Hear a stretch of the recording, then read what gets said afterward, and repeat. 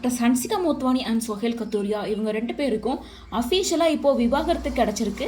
இந்த விஷயம் தான் இப்போ சோஷியல் மீடியா முழுசும் வைரலாக இருக்கு. சோஹேல் கத்தூரியாவுக்கு இதுக்கு முன்னாடி ரிங்கி பஜாஜ் அப்படிங்கிறவங்கள மேரேஜ் ஆகி விவாகரத்தும் ஆயிருந்தது.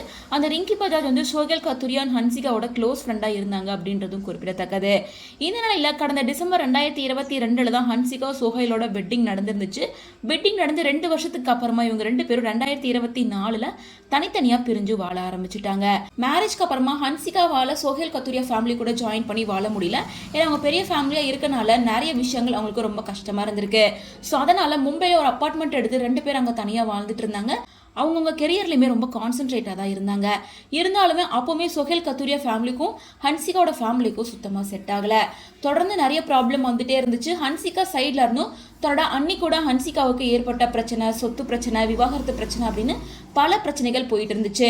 தன்னோட அண்ணனோட ஒய்ஃபுக்கு விவாகரத்து ஆனதுக்கு காரணமே ஹன்சிகா தான் அப்படின்னும், சொத்து பிரச்சனைக்காக ஹன்சிகா மிரட்டுறாங்க அப்படின்னு போலீஸ் கம்ப்ளைண்ட் கொடுத்திருந்த நிலையில அந்த இஷ்யூ ஒரு சைட் போயிட்டு இருந்த நிலையில இப்போ அவங்க பர்சனல் லைஃப்லையுமே அவங்களுக்கு நிறைய ப்ராப்ளம் வந்திருக்கு.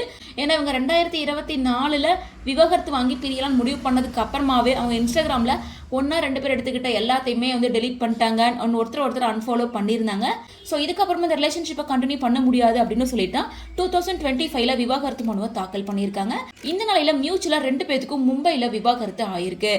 விவாகரத்துக்கு அப்புறமா சோஹேல் கத்தூரியா கிட்ட இருந்து எந்த வித ஜீவனாம்சம் பணமும் வேண்டாம் அப்படின்னும், எனக்கு விவாகரத்து மட்டும் கிடைச்சா போதும் அப்படின்னு ஹன்சிகா ரெக்கார்ட் பண்ணியிருக்காங்க.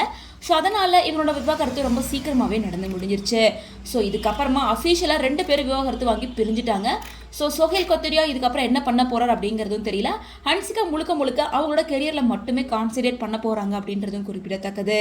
நயன்தாரா, ஹன்சிகா இவங்க 2 பேத்துக்கும் ஒரே டைமில் தான் மேரேஜ் ஆயிருந்தது. ஹன்சிகா வந்து அவங்களோட மேரேஜை வந்து ஜியோ ஹாட்ஸ்டாருக்கு சேல் பண்ணியிருந்தாங்க. அதே போல் நயன்தாரா நெட்ஃப்ளிக்ஸுக்கு சேல் பண்ணியிருந்தாங்க. இப்படிப்பட்ட சூழ்நிலையில் மேரேஜ் ஆகி 4 வருஷத்துக்குள்ளார இப்படி 2 பேரும் பிரிஞ்சுட்டாங்க அப்படின்னு சொல்லி பலருமே அவங்களோட வருத்தத்தை தெரிவிச்சிட்டு இருக்காங்க. இதனால் ஹன்சிகா அடுத்து என்ன பண்ண போகிறாங்க, இதை பற்றி அஃபீல் ஸ்டேட்மெண்ட் அவங்களே ரிலீஸ் பண்ணுவாங்களா என்ன அப்படிங்கிறத வெயிட் பண்ணி தான் பார்க்கணும்.